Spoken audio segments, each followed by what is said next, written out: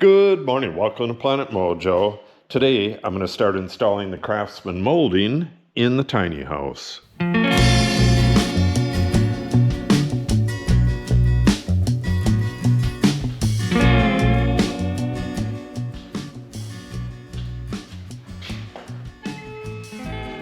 With the exception of at the doorway, this installation is going to be the same as in a normal size house, but a lot of people don't even know how to do it in a normal size house. So we'll go over how to do cope cuts and how to get nice tight fitting joints.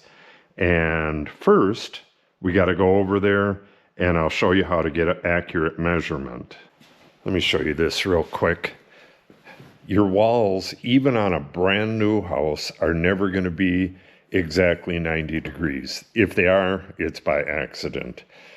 This is a remodel, if you've been following, so chances are that it's going to be off by a little bit. It might be 91, it might be 92, but it's probably not going to be 90.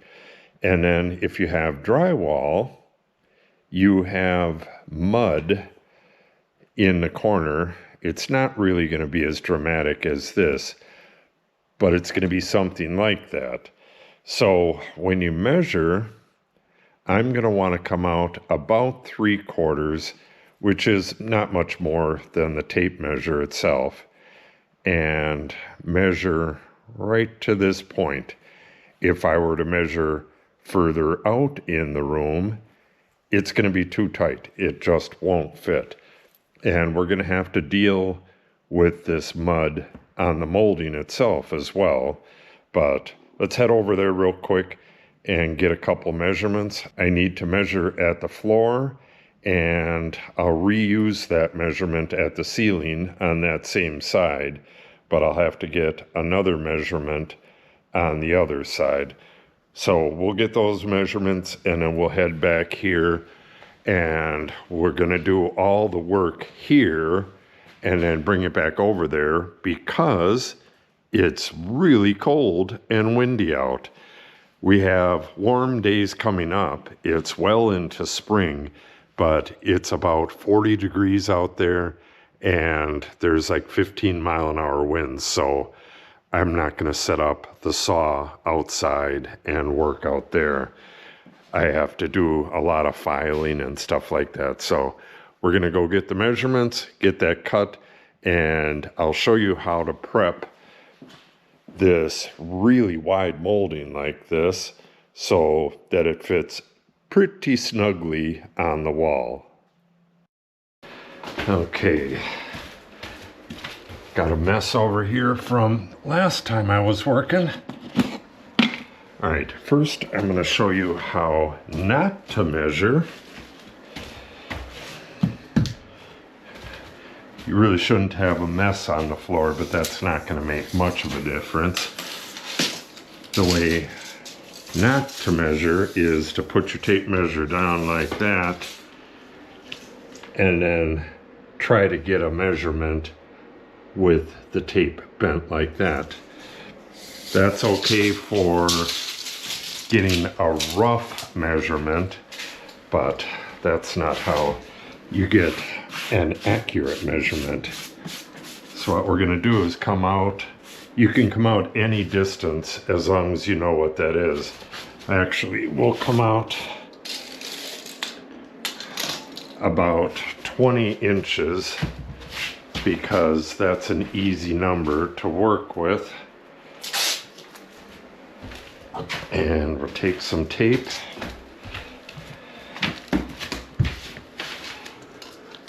I hope you're seeing this correctly. Okay, so we want to go, actually we'll move this a little further back. We want to go right there. You can see where the drywall is kind of bumping right there. If we went further out in the room, the dimension would be a good deal off. All right, and then from this end, we're going to go to that same spot and measure that. I think I'm bumping the wall.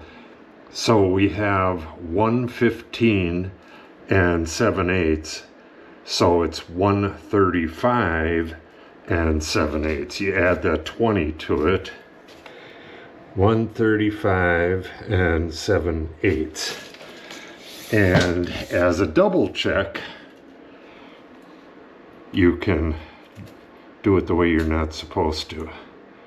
And that is it. So our first dimension for our biggest piece is 135 and 7/8. Like I said, I'm just going to make the trim up here the same length, but I'm going to cut that first, and if that were to be way off, then I would double check this dimension here. This is my biggest, most expensive piece of molding, and it needs to be cut right the first time. So actually this is 3 pieces: the base molding, the base shoe, and what we're using for a crown. She's gonna have to repaint that.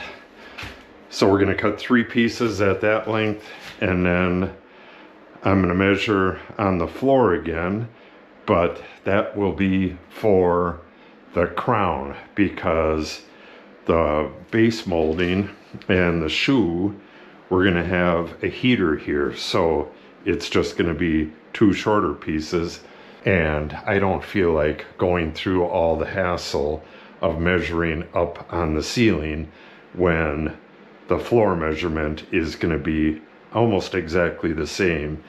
And all of these cuts are going to be straight cuts, and then the next ones that come into them will be cope cut into them. So these don't have to be exactly the right length. They're going to be a little bit shy to start with, so we should be good just by measuring on the floor. Okay, this side came to 135 3/4. Like I said, all of these dimensions are going to be a little bit different wall to wall.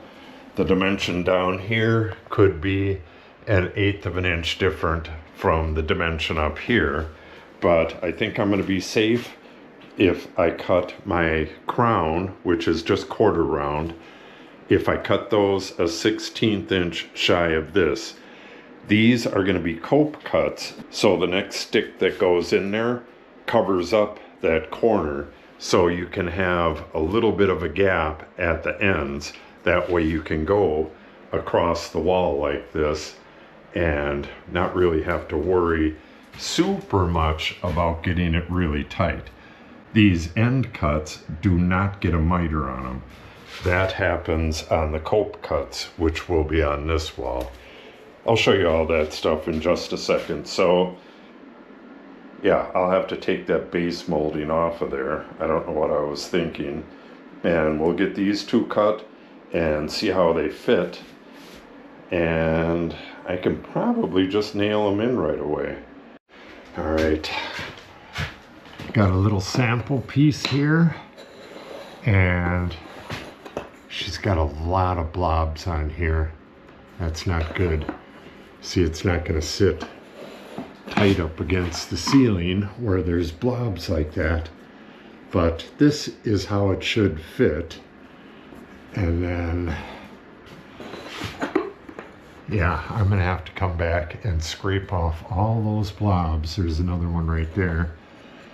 But when you get to the corners,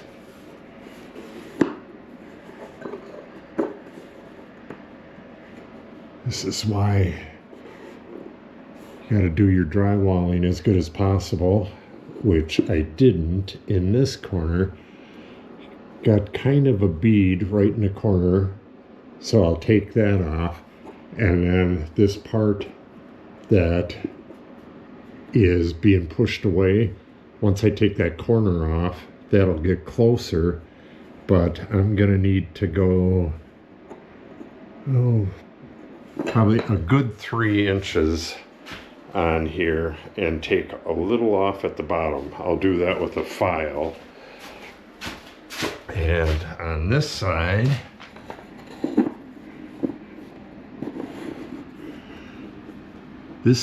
I used that different corner tape. I forget what it's called now, but one of the subscribers, J-Ned, had mentioned it, and I went out and got some. This, I really don't need to do anything on that. I believe this is going to pull in as far as it's going to go, just the way it is. So, yeah, that corner tape really made a difference. So, we're going to cut it to length at that 1/16 of an inch shy and cut it with like a 3-degree back bevel to accommodate the little bit of dip on the wall, and we should be good to go. Let's go get those two cut. Well, actually, I'll just meet you back here. I'll go cut those two, and we'll bring them back here and try fitting them, and then if they fit, we'll nail them in place. I brought my brad nailer, but I don't think I have the right length brads. The finish nailer, I have 2.5-inch nails in there. Those will work fine, but they may split this little stuff. I don't know. We'll see. All right, let's go get that stuff cut.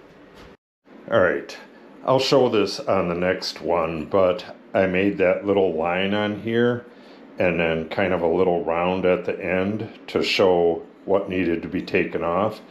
And I couldn't find my multi-tool, so I came back here and just used the multi-tool a little bit to shave that off. And then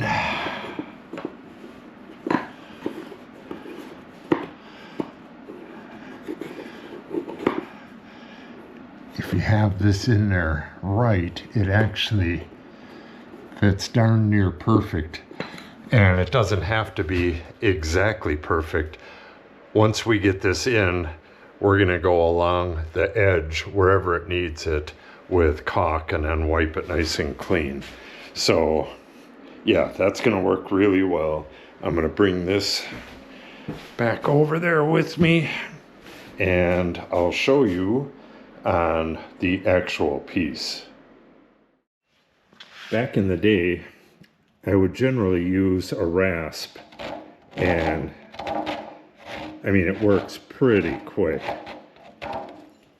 If you're unfamiliar with a rasp, it has really aggressive teeth. So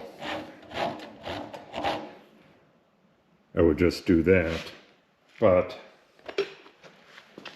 since I've gotten my multi-tool, I do a whole lot of things with this multi-tool. So we're going to use this.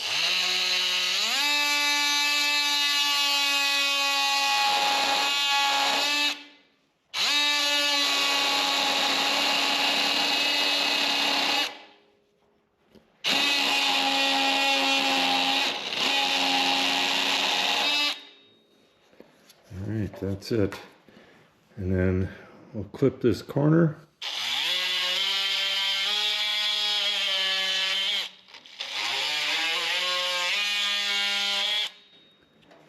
All right,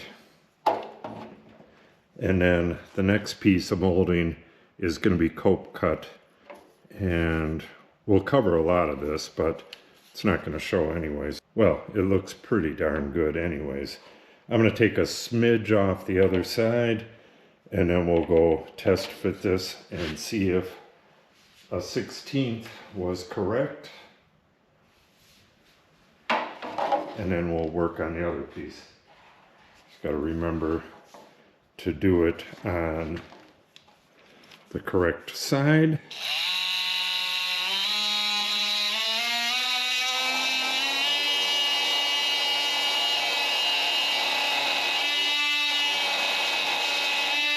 Just a smidge, because there is a tiny little bump there.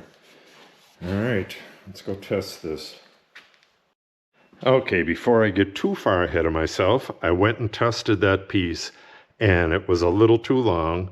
So I came back over here and took a 16th off of one end and it fitted perfectly. But the nails I have are not long enough for that crown. So I'm going to have to wait on that. I'll show it to you. It's actually in there, but it's not going to be held as good as it should with 1.5-inch brads. I need 2-inch. What I'm doing now is cutting the base. I'm still going to go with that 16th under because we took the measurement at the bottom. This should be about right. The only problem is if the walls are a little bit out of plumb, it might be a little tight, and then I'll have to come back and cut it again. It's going to be a real bear. It's cold as heck out there, and I got to get my coat on and, run over there and stuff. The reason I didn't film that crown molding is because I forgot the camera over here, and it really sucks to keep running back and forth. Okay, I have this saw set at 3 degrees going that way. Before, it was just set at 3 degrees that way, which is a lot easier to do, but it is what it is. We're going to mark this off and then cut right to length, and then I'm going to use the cutoff. I'm going to recut that and then go over and see how my corners look, just like I did with the other one. So let's get that cut and head over there. Going wall to wall with a big base molding like this in a tiny little place like the tiny house, it's not the easiest thing in the world to do, but should look really cool when it's done.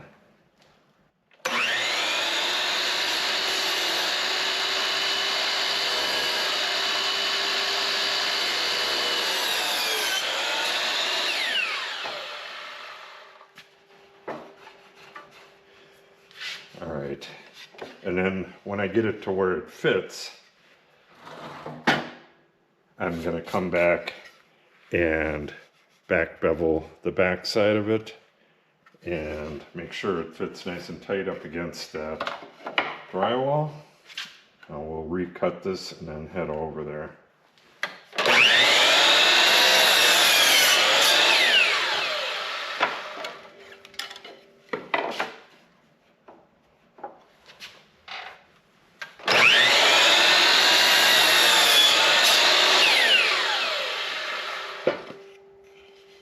Bada bing, bada boom.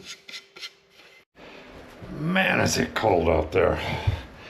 All right.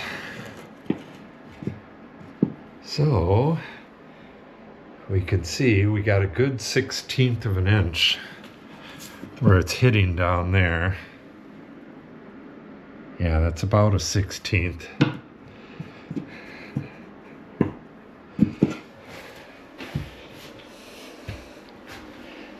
That's not good. And on this side,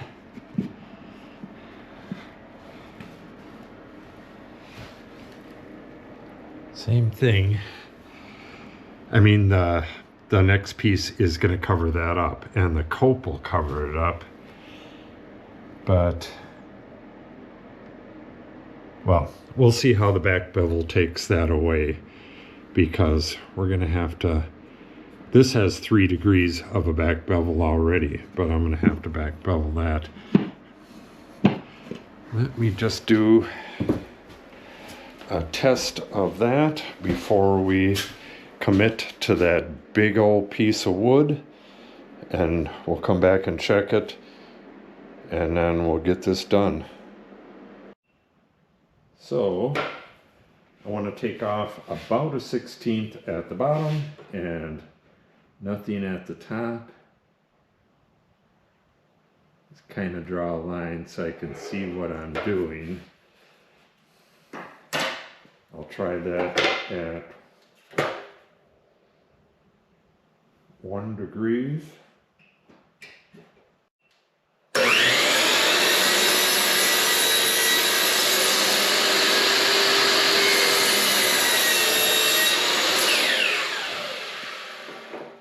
All right, I tried this at 1 degree.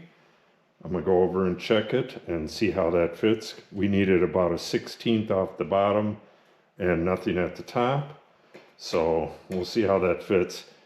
And then on the other side, there's just a bit of stuff right here. I think after removing the 1/16, it might fit either way, but I'm gonna take a little bit off of this and then we'll go test this and hopefully everything fits okay.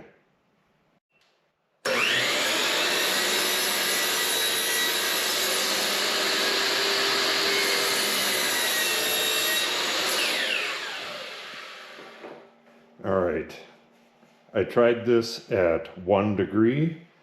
I'm gonna go over and check it and see how that fits. We needed about a 1/16 off the bottom and nothing at the top. So we'll see how that fits. And then on the other side, there's just a bit of stuff right here. I think after removing the 1/16, it might fit either way, but I'm gonna take a little bit off of this and then we'll go test this and hopefully everything fits okay.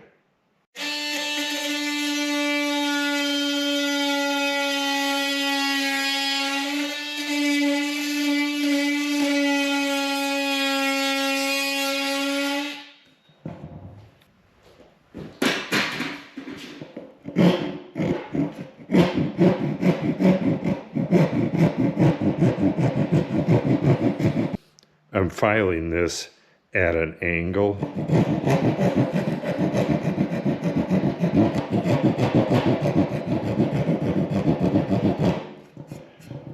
Okay, let's go give that a try. Starting to get tired from walking across the street so much.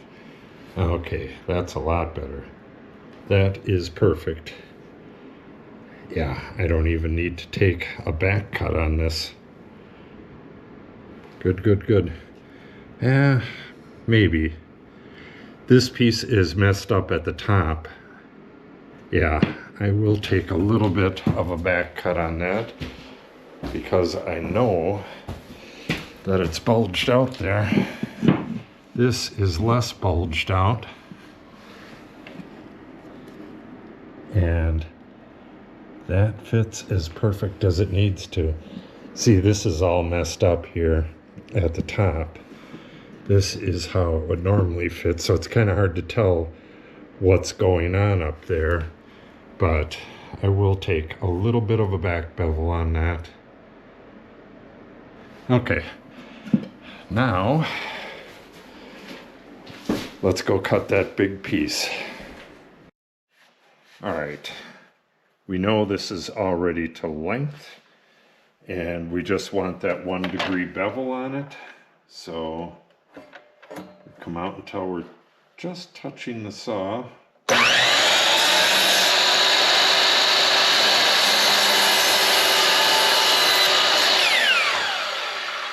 And there we have it. Now we'll take this over to the sawhorses and do that little bit of stuff on the other side. And take this beast over there and test fit it. I just traced what I had on that other board on here. And again, we want to take more, we want to back bevel it. And this one does not need to be like super perfect.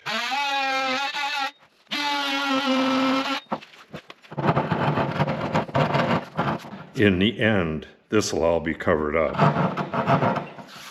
All I'm trying to do is make a space for a bump in the drywall that I don't want it to be pushing away from the wall on. When we go test fit this, it may be a little bit too tight anyways, and then I would have to come back and trim a little bit off of this end. Okay, that should be good enough. All right, let's go test this. I almost forgot my back cuts. I would have had to come all the way back here.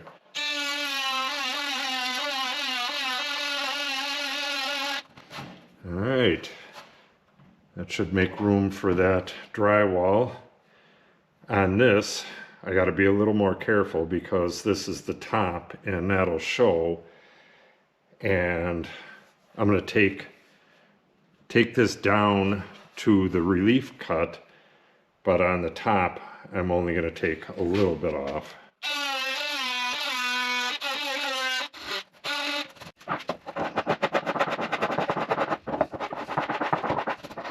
All right, I'm going to do the other side, and then I'll meet you over at the tiny house.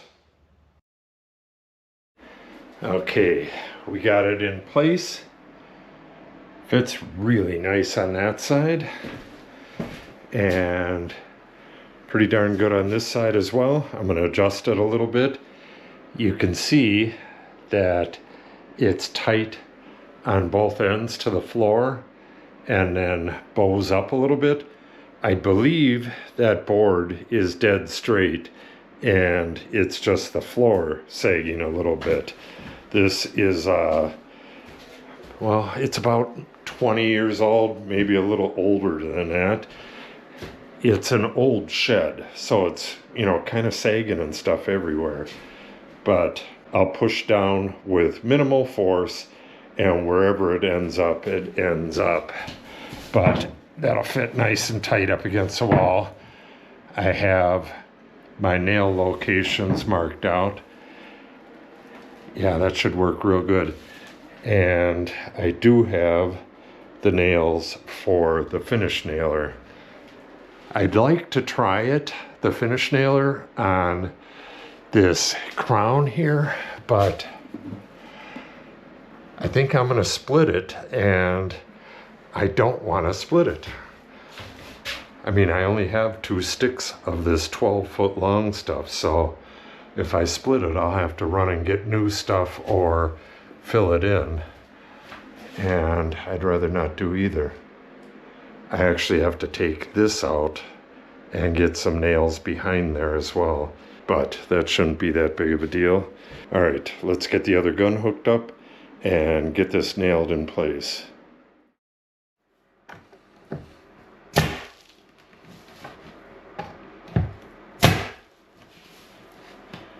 These are by far the best finish nailers out there, Senko. I'll put a link to that just in case anybody's looking for one. They're a lot harder to find these days than they were back in the day.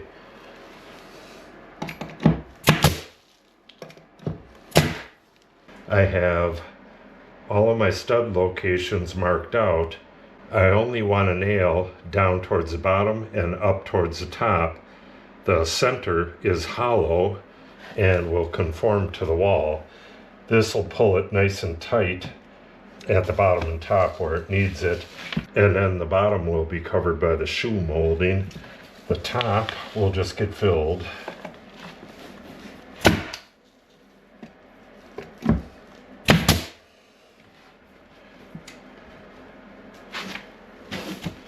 Must have had a misfire.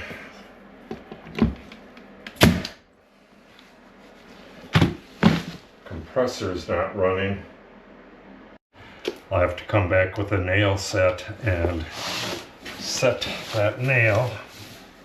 The rest all made it.